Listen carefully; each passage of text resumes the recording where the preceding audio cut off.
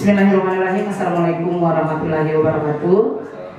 Yang saya hormati Bapak Kepala SMA Negeri 3 Sumbawa Besar, yang dalam hal ini diwakili oleh Bapak Wakasek Kurikulum Bapak Supriyadi SPD MSI. Yang saya hormati Ibu calon guru penggerak kita Ibu Nur Hasanah SPD, serta teman-teman guru yang saya hormati.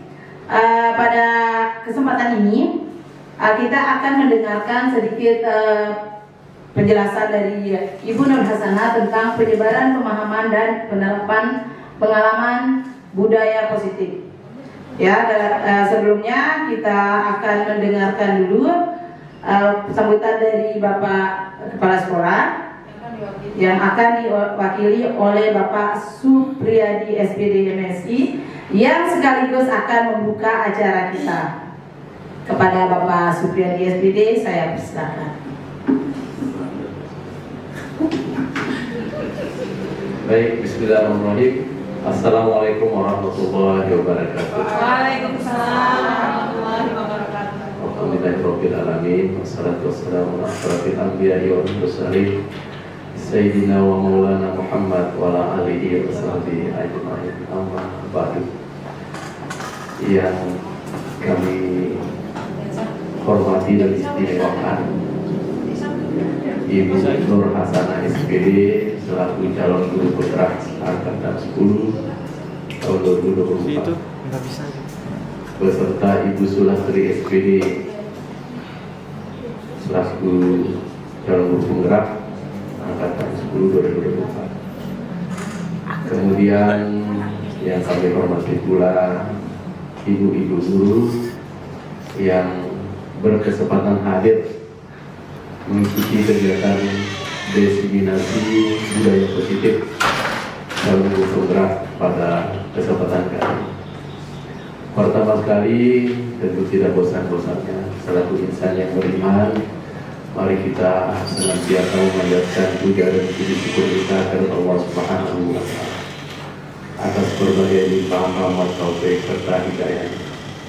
Alhamdulillah, sampai di siang hari ini kita semua masih dianugerahi kesehatan, keafiatan serta kesempatan sehingga dapat hadir mengikuti kegiatan yang sangat positif kaitan dengan kegiatan diseminasi budaya positif calon guru penggerak angkatan 10. Kemudian salam dan salam tabaruklah kita aturkan kepada Junjungan Alam Nabi besar Muhammad sallallahu alaihi wasallam, telah membawa umat manusia dari kehidupan gelap gulita kepada kehidupan terang benderang dengan roh iman dan Islam. Alhamdulillahirabbil alamin. Calon guru penggerak yang kami hormati dan kami banggakan, saya berbicara ini mewakili Bapak Kepala Sekolah karena sedianya beliau hadir tentunya di sini untuk memberikan sambutan sekaligus membuka secara resmi kegiatan diseminasi. Tetapi karena sesuatu dan lain hal, beliau kemudian mengamanahkan kepada kami untuk melaksanakan tugas tersebut. Sehingga salam takzim dari Pak Surya Pratama SPD yang juga sempat hadir pada kesempatan kali. Ibu-ibu yang dihormati, sekali lagi kami atas nama sekolah lembaga SMA Negeri 3 Sumbawa Besar tentunya berbangga hati karena pada tahun ini lagi ada 2 guru yang akan menjadi guru penggerak karena saat ini masih calon, ya. Tentunya dengan bertambahnya jumlah guru penggerak, paling tidak ada sesuatu yang sangat bermakna, tentunya sangat positif karena progres pendidikan akan maju dengan bertambahnya jumlah guru penggerak. Nah, tentunya harapan bukan hanya 2 setiap tahun. Kemarin tahun lalu 2 Erda, ya, kemudian Bu Satila, dan sekarang Bu Erda karena Bu Satila sudah mutasi, ya, tetap terisi 2, tambah lagi 2 tahun ini. Dan mudah-mudahan di tahun mendatang bukan hanya 2, mungkin 4, 8, 16 dan seterusnya, sehingga harapan sekolah kita SMA Negeri 3 Sumbawa Besar, bahkan diharapkan akan menjadi sekolah penggerak ketika didukung oleh segenap guru yang sudah menjadi guru penggerak. Ya, karena harapan di mana paradigma pendidikan itu tidak lagi secara konvensional kita tahu selama ini, di mana teacher center, fokus kepada guru sudah beralih, di mana partisipasi peran serta siswa itu sudah luar biasa karena diberikan kesempatan sesuai dengan prinsip kurikulum, yaitu merdeka belajar dalam hal ini, sehingga segala sesuatu berikan keluasan seluas-luasnya kepada insan pendidikan, baik guru dan juga semua kalangan yang terdapat di dalamnya, berkolaborasi membangun budaya yang baik, positif untuk majunya dunia pendidikan.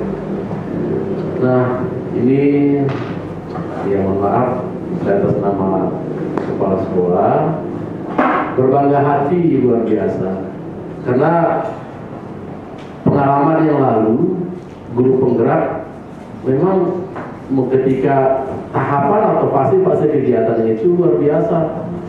Nggak pernah kita duduk-duduk kosong seperti itu. Kalau selama ini ada kegiatan semacam seminar sebagainya, kita duduk menjadi pendengar mendengar ilmu saja. Tetapi di sini, di samping ilmu kita dapat, dan tidak kalah penting juga dapat konsumsi dan makan yang luar biasa. Nah, sehingga kita ya terus terang saya awalnya tidak mendengar destinasi, saya sudah daftarkan diri. Saya ingin menjadi peserta. Tentu kita berharap ada pelayanan seperti ini luar biasa. Ya, terima kasih kepada calon guru penggerak yang sudah luar biasa. Ya, berkorban ya. Tentunya segala sesuatu namanya pengorbanan tidak ada yang sia-sia. Perjuangan butuh pengorbanan, itulah kira-kira yang terjadi. Oleh sebab itu kepada kita semua, jadikanlah momen ini, fase dalam tahapan guru penggerak ini dalam bentuk destimulasi budaya positif ini menjadi pelajaran berharga bagi kita semua, paling tidak dapat terimplementasikan dalam kegiatan kita kesehari-hariannya. Saya kira sekali lagi kami bersama pimpinan sekolah menyampaikan ucapan terima kasih dan sukses untuk tahapan-tahapan selanjutnya. Saya kira demikian dapat kami sampaikan. Lebih kurang mohon maaf. Billahi taufiq wal hidayah. Assalamualaikum warahmatullahi wabarakatuh. Terima kasih banyak kami aturkan kepada Bapak Supriyadi SPD MPD. Selanjutnya kita persilakan kepada calon guru penggerak kita Ibu Nur Hasanah untuk menyampaikan diseminasi budaya positif di Lembaga SMA Negeri 3 Sumbawa Besar. Kepada Ibu Nur Hasanah kita persilakan.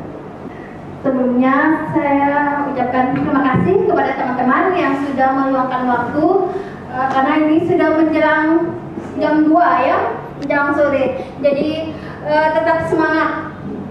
Insyaallah. Adapun penyebaran yang ingin saya sampaikan di sini yaitu masalah budaya positif. Adapun topik dari budaya positif yaitu pertama ya, disiplin positif dan nilai-nilai kebajikan universal. Nah, mungkin teman-teman pernah dengar kata universal? Pernah. Kira-kira apa? Kira-kira ada yang tahu? Apa itu kebajikan universal? Kebajikan yang diakui secara menyeluruh. Oke, bisa kasih contoh mungkin? Ada teman-teman bisa? Kejujuran, saling menghormati, bertakwa. Oke, bagus sekali ya. Terima kasih Ibu Eda. Mungkin dari sebelah sini, Ibu Wiwin. Kerja keras. Oh ya, kerja keras. Disiplin. Mungkin ada nambah? Oh ya, disiplin yang mantap. Terima kasih. Nah, yang ya, perubahan paradigma tentang disiplin positif. Nah, selama ini kita menganggap bahwa disiplin itu berkaitan dengan suatu aturan yang harus dipatuhi.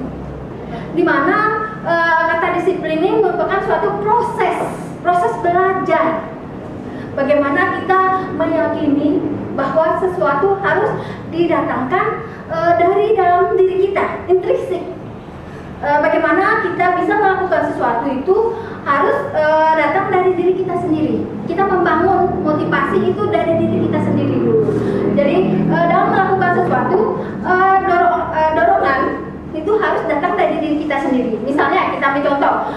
ketika melihat halaman sekolah kotor, kita tidak serta-merta langsung menyuruh anak untuk memungut sampah. Kita harus mulai dari diri kita sendiri. Kenapa tidak kalau kita langsung memilih memungut sampah itu? Nah, dengan kebiasaan ini anak akan melihat, oh, ibu guru bisa berbuat seperti itu. Kenapa saya tidak? Ya, di sini saya akan membacakan perubahan paradigma belajarnya. Dalam membangun budaya positif, sekolah dapat menyediakan lingkungan yang positif, aman, dan nyaman agar siswa mampu berpikir, bertindak, dan menciptakan dengan merdeka, mandiri, dan bertanggung jawab. Yang kedua, disiplin sangat berkaitan dengan kontrol guru terhadap siswa.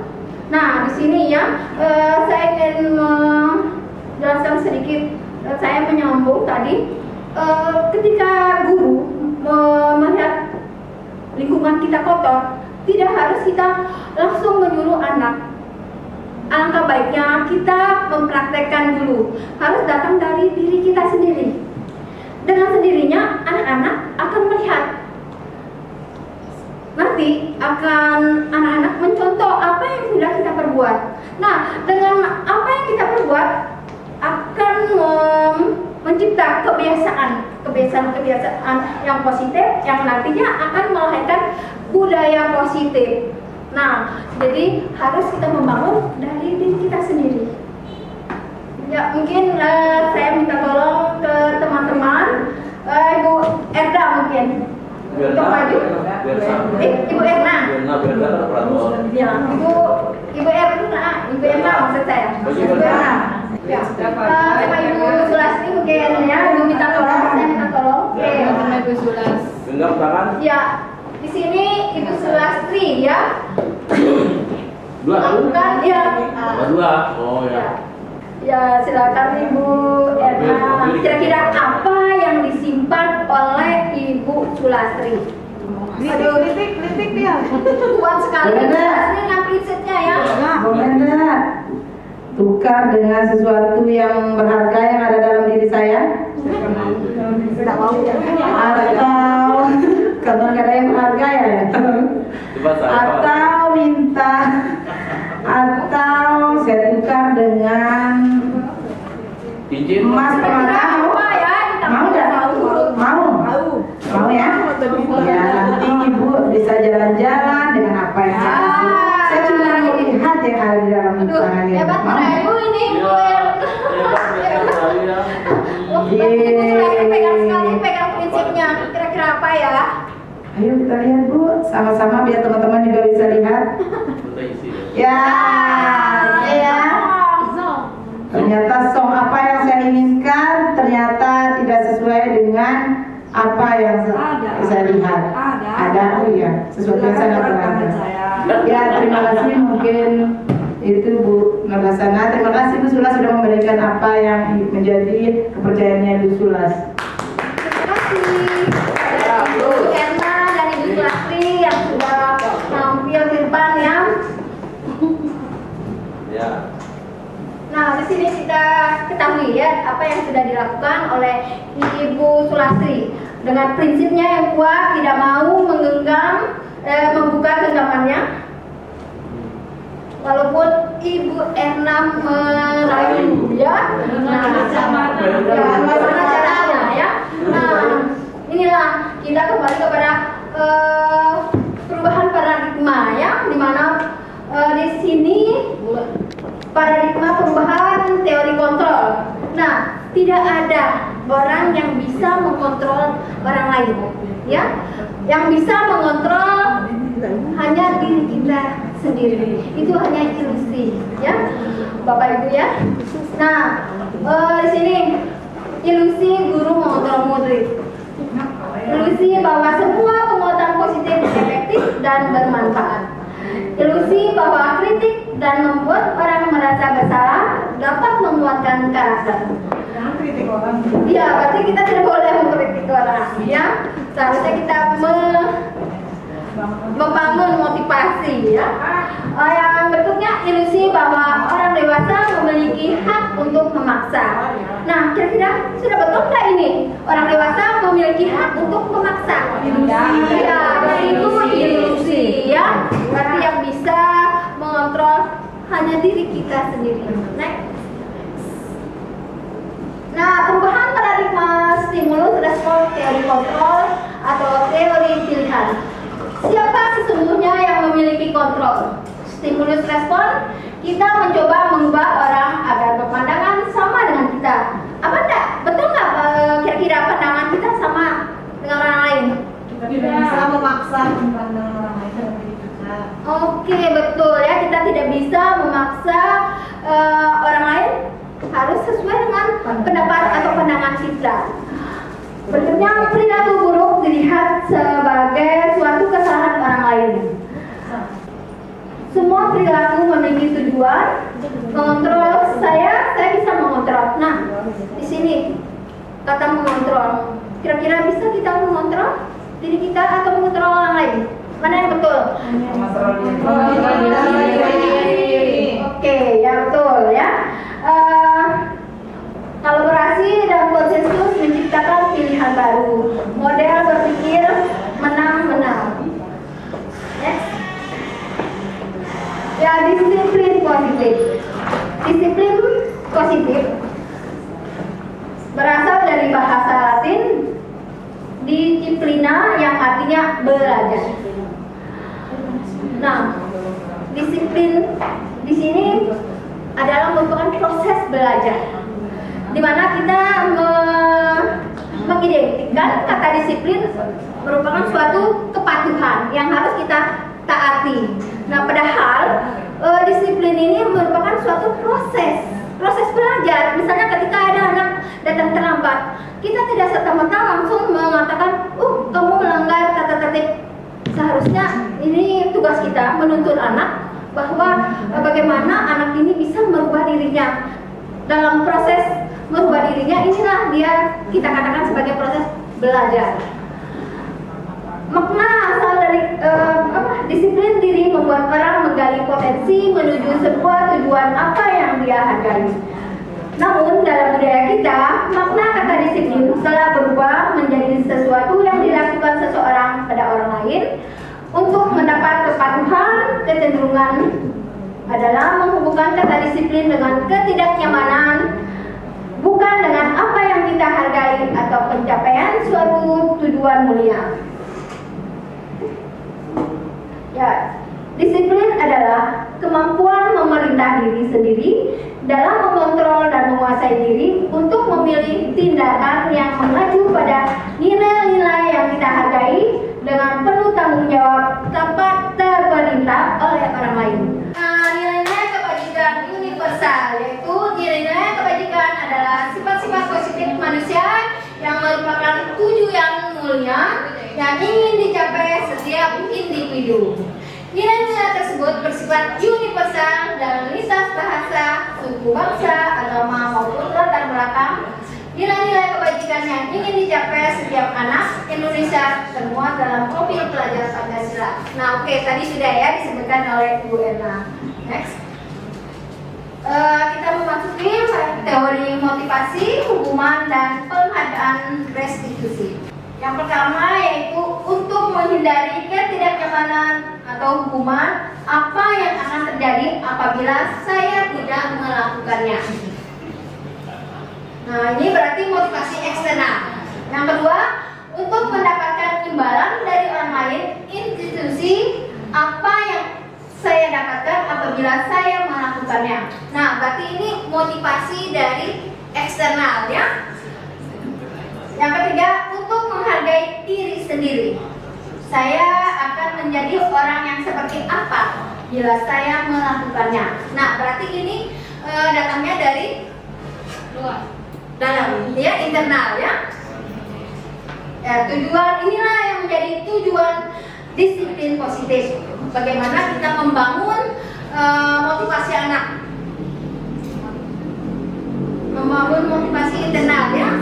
Jadi nanti akan merupakan kebiasaan yang akhirnya menjadi budaya, kebiasaan lama-lama akan menjadi budaya positif.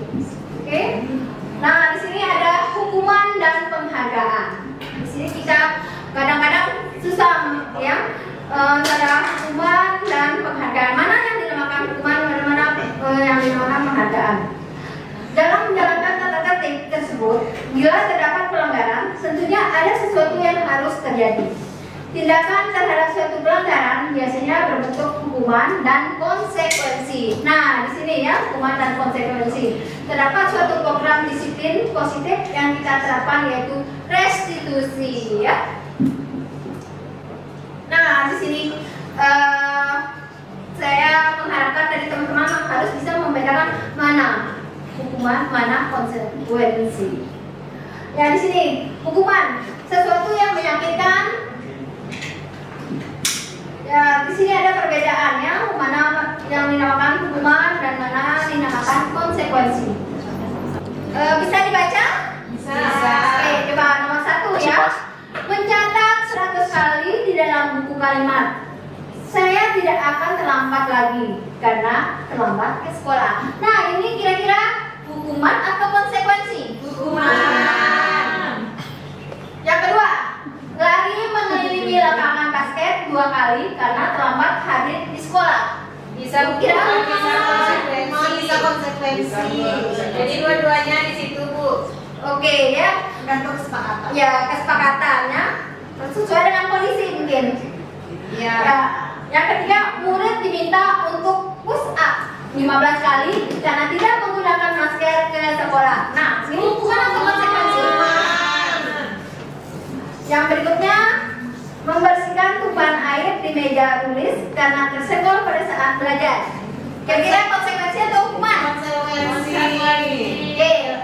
Murid disuruh untuk tidak mengenakan sepatu seharian di sekolah karena tidak mengenakan sepatu hitam. Ini hukuman atau konsekuensi? Hukumannya. Yang berikutnya, lari mengelilingi lapangan basket 2 kali karena terlambat 10 menit untuk pelajaran PJOK. Ini Oke, sekarang kita betul atau tidak dari jawaban teman-teman? Oke ya, kita lihat dulu. Nah, ya, siapa yang tadi jawab hukuman atau konsekuensi? Nah, ini jawabannya ya. Mencatat 100 kali berarti ini hukuman. Lari mengelilingi lapangan basket berarti ini hukuman ya. Murid diminta untuk push up, ini hukuman. Mengerjakan kertas tugas semua yang dicoret-coret, konsekuensi ya. Membersihkan tumpahan air di meja tulis berarti ini konsekuensi. Murid disuruh untuk tidak mengenakan sepatu, ini hukuman. Lari mengelilingi lapangan basket 2 kali, nah ini ya, karena terlambat 10 menit untuk pelajaran PJOK, konsekuensi ya, ini disesuaikan ya. Kita masuk ke bagian restitusi ya. Apa itu restitusi? Restitusi adalah proses menciptakan kondisi bagi murid untuk memperbaiki kesalahan mereka sehingga mereka bisa kembali pada kelompok mereka dengan karakter yang lebih kuat. Restitusi juga merupakan proses kolaboratif yang mengajarkan murid untuk mencari solusi untuk masalah mereka dan membantu murid berpikir tentang orang seperti apa yang mereka ingin menjadi tujuan dunia dan bagaimana mereka harus memperlakukan orang lain. Oke ya, kita masuk ke keyakinan kelas. Pernah dengar kata keyakinan kelas? Pernah. Ya, ini mirip dengan PMM. ya, betul ya, di PMM. Iya. Keyakinan kelas, ada juga keyakinan sekolah. Nah, diharapkan nantinya dengan adanya penyebaran apa yang kita dapatkan dari program penggerak, kita nantinya bisa ya menerapkan keyakinan kelas. Keyakinan kelas itu merupakan gimana guru beserta murid membuat suatu keyakinan kelas, aturan. Nah, keyakinan kelas ini kita meminta pendapat dari murid ya bersama guru, bukan guru yang menentukan. Nah, langkah-langkah pembuatan keyakinan kelas. Pertama, menggali peraturan-peraturan yang perlu disepakati di kelas. Nah, di sini tugas guru sama murid ya, menggali kira-kira apa yang perlu kita sepakati di dalam kelas. Yang kedua, mengubah peraturan-peraturan kalimat positif. Nah, tentunya di sini ya cenderung kita mengarah ke positif, tidak ke negatif. Yang berikutnya menjadikan peraturan-peraturan yang sudah dibuat menjadi nilai kebajikan atau keyakinan. Yang berikutnya menggali perilaku yang mencerminkan dan yang tidak mencerminkan keyakinan kelas dengan tabel model T atau Y ya. Yang berikutnya memperdalam keyakinan kelas dengan menjabarkan tugas murid. Ya, budaya positif ya. Lingkungan positif, keyakinan kelas, peraturan kelas. Nah, berawal dari peraturan kelas ya, terus menjadi keyakinan kelas, akan menjadi lingkungan yang positif ya, akan menjadi budaya yang positif. Nah, dengan terciptanya budaya positif ini pertama berawal dari peraturan kelas ya, keyakinan kelas. Keyakinan kelas perlu diterapkan, dijalankan secara konsekuensi berkesinambungan. Next, nah ini ya salah satu keyakinan kelas yang sudah kita laksanakan. Begitu kita di program gerak, kita menerima materi, langsung kita menerapkannya. Ya, materi berikutnya yaitu kebutuhan dasar manusia dalam dunia berkualitas. Kebutuhan dasar manusia. Kebutuhan dasar manusia terdiri dari ada kebutuhan kasih sayang dan rasa diterima. Ya bertahan hidup. Kebutuhan dasar manusia yang pertama yaitu bertahan hidup. Contoh, bisa ada yang tahu? Makan, minum. Kalau siswa makan kan seru aja. Oh ya, betul sekali ya. Jadi bertahan hidup salah satunya makan, minum ya. Yang kedua, kasih sayang dan rasa diterima. Nah, yang ketiga, penguasaan. Yang berikutnya, kebebasan. Yang berikutnya, kesenangan. Nah, kebutuhan dasar ini akan mempengaruhi sikap karakter dari masing-masing individu. Ya, kebutuhan dasar manusia ya. Setiap perilaku yang kita lakukan berusaha untuk memenuhi kebutuhan dasar ya. Jadi dari kebutuhan dasar ini perlu kita penuhi ya. Bagaimana terciptanya kebutuhan dasar ini? Salah satu tadi ya, bertahan hidup, kasih sayang, penguasaan, kebebasan dan kesenangan. Ini perlu ya. Ya, berikutnya restitusi 5 posisi kontrol ya. Ya, di posisi kontrol penghukum. Ada pembuat merasa bersalah. Identitas berhasil ya, teman ya. Ada pemantau, posisi pengontrol ya, di mana situ ada motivasi. Ya, di sini ya, coba disimak pertanyaan di sini. Saya kecewa sekali dengan kamu. Nah, kira-kira siapa yang mengatakan? Guru. Membuat rasa bersalah. Ya, membuat rasa bersalah ya. Terus kamu tidak pernah benar melakukannya. Berbuat rasa bersalah. Ya. Ayolah, lakukan demi ibu atau bapak guru. Kira-kira ini posisinya apa? Oke. Apakah kamu mau mendapatkan stiker bintang hari ini? Ini posisinya apa? Pemantau. Oke. Bagaimana kamu bisa menyelesaikan masalah ini? Nah, kira-kira posisinya apa? Manajer, ya. Kamu selalu yang paling terakhir. Kira-kira ini posisinya apa? Pembuat penghukum. Rasa bersalah atau bagaimana? Penghukum. Kamu selalu yang paling terakhir. Menghukumnya. Kira-kira posisinya mana? Penghukum. Teman? Ya, menghukum ya. Oke, next. Karena menjustifikasi. Oke, betul sekali Bu Enda. Jangan. Nah, ya inilah jawabannya ya. Saya kecewa sekali dengan kamu. Berarti posisinya membuat orang merasa bersalah. Kamu tidak pernah benar melakukannya. Berarti sebagai penghukum. Ayolah lakukan demi ibu atau bapak guru. Berarti ini posisinya sebagai mau. Apakah kamu mau mendapatkan stiker bintang hari ini? Berarti sebagai pemantau. Bagaimana kamu bisa menyelesaikan masalah ini? Nah, berarti ini posisinya manajer ya. Kamu selalu yang paling terakhir. Berarti sini sebagai penghukum. Berarti jawabannya Ibu Edra betul sekali tadi ya.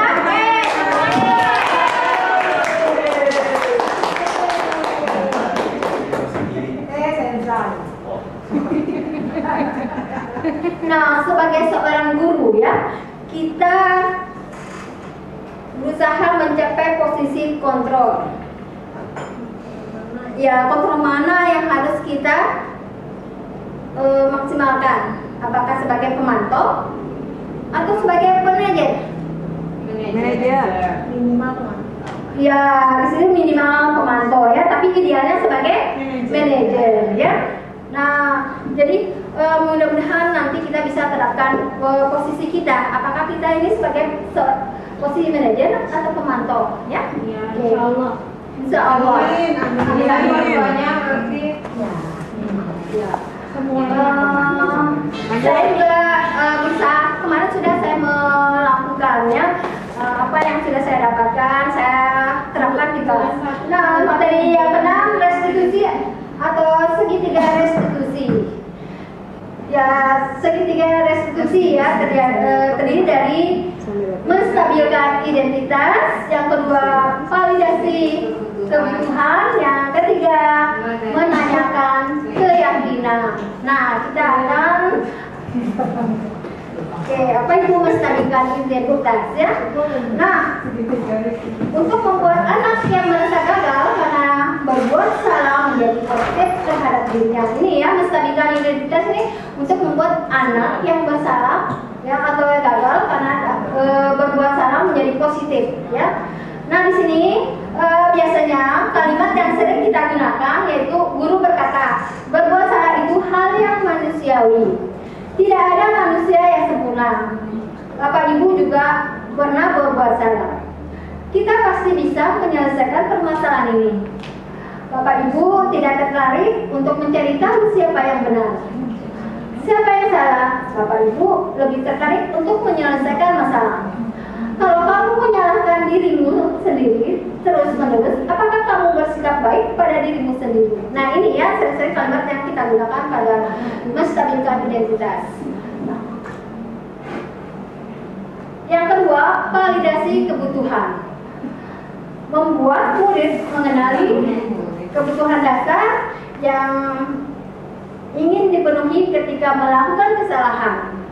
Pada dasarnya, setiap tindakan manusia tujuannya adalah memenuhi kebutuhan dasar. Apakah itu penguasaan, kebebasan, kasih sayang, dan rasa diterima, kesenangan, atau bertahan hidup. Nah, di dalam validasi kebutuhan, kalimat yang sering digunakan yaitu kamu bisa akan melakukan hal yang lebih buruk, tapi kamu tidak melakukannya. Kamu pasti punya alasan mengapa melakukannya. Apa yang penting bagi kamu? Kamu boleh tetap berusaha menjaga sikap, tapi tambahkan sikap yang lain yang baru. Maukah kamu belajar cara lain untuk mendapatkan yang kamu butuhkan tanpa harus memukul? Apakah kamu bisa melakukan dengan lebih baik besok lagi? Nah, ini ya kalimat-kalimat yang sering diucapkan. Nah, yang berikutnya yaitu menanyakan keyakinan. Dalam menanyakan keyakinan, di mana anak melihat kesalahannya dihubungkan dengan norma sosial dan nilai-nilai yang mendasari manusia berinteraksi dengan orang lain. Nah, kata-kata yang sering kita gunakan yaitu apa nilai yang kita percaya di kelas atau sekolah kita. Yang kedua, nilai-nilai universal apa yang telah kita sepakati.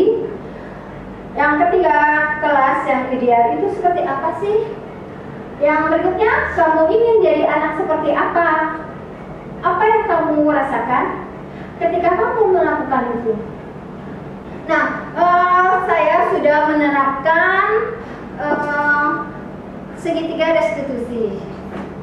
Ketika ada anak yang datang terlambat, saya tidak langsung menghukum, tidak langsung memarahi. Saya menanyakan dulu, menstabilkan identitas, kenapa dia datang terlambat.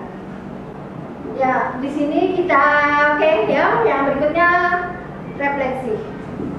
Nah, hal baru apa yang Anda pelajari hari ini? Nah, kira-kira apa yang sudah kita bahas ya? Kita ingin melakukan suatu refleksi ya. Kira-kira ada enggak teman-teman yang bisa? Oh ya, Ibu Eda. Terima kasih Kepala Ibu Nur Hasana.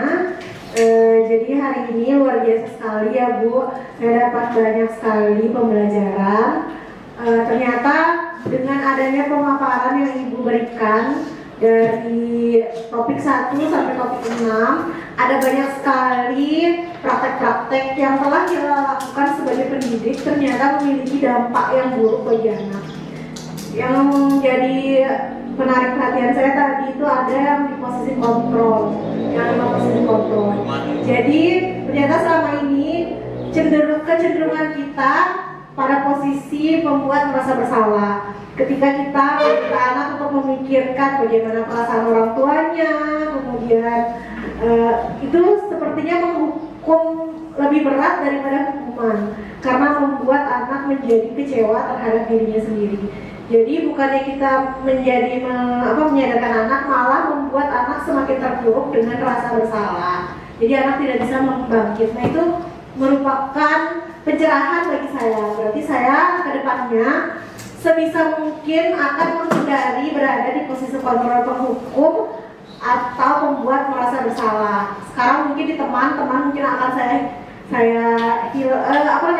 upgrade mungkin ke posisi sebagai pemantau, dan alhamdulillah insya Allah kalau bisa sampai ke posisi manajer, sehingga apa yang diharapkan untuk kita bisa restitusi itu bisa benar-benar kita laksanakan, karena saya lihat teorinya sungguh-sungguh sangat menarik dan sangat bisa kita terapkan di sekolah demi untuk membuat anak-anak itu memiliki karakter yang lebih kuat.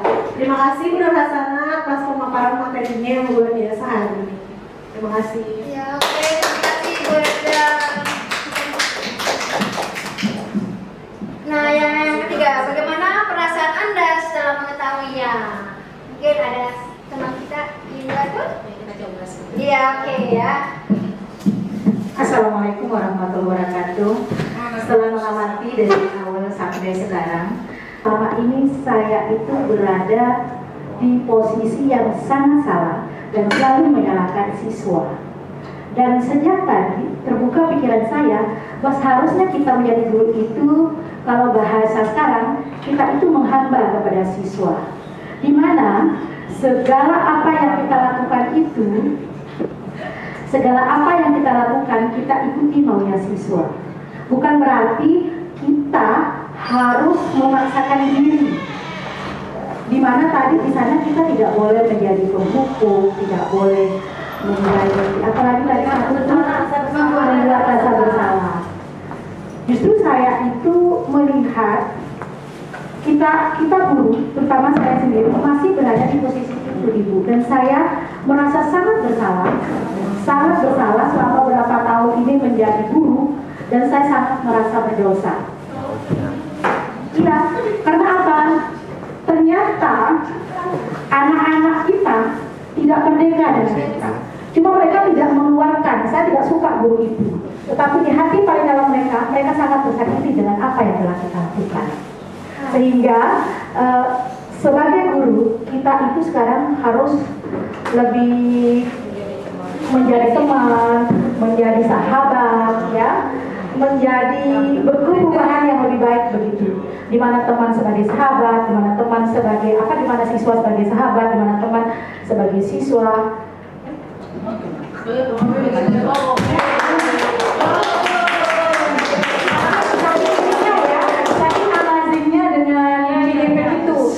sampai tidak bisa meluapkan kebahagiaan gitu ya, tidak bisa meluapkan kebahagiaan dari yang sudah disampaikan. Ternyata saya sadar diri kalau saya salah, gitu saja.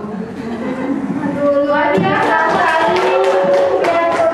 Oh iya, Dona CGP yang kata 12. Ya, ayo teman-teman yang belum datang, ya buruan datang. Semoga apa yang sudah kita bahas, pemaparan tadi menjadi motivasi buat kita semua. Kita tidak bisa berbuat tanpa ada kolaborasi di antara kita semua. Mewujudkan sekolah yang berbudaya, berbasis lingkungan, sesuai dengan karakter profil Pancasila. Ya, demikian tadi pemaparan dari Ibu Nur Hasanah. Terima kasih kami aturkan kepada Bapak Ibu Guru yang sudah menyempatkan diri hadir pada kesempatan ini. Untuk penutupnya, marilah sama-sama kita melapaskan hamdalah. Terima kasih. Assalamualaikum warahmatullahi wabarakatuh.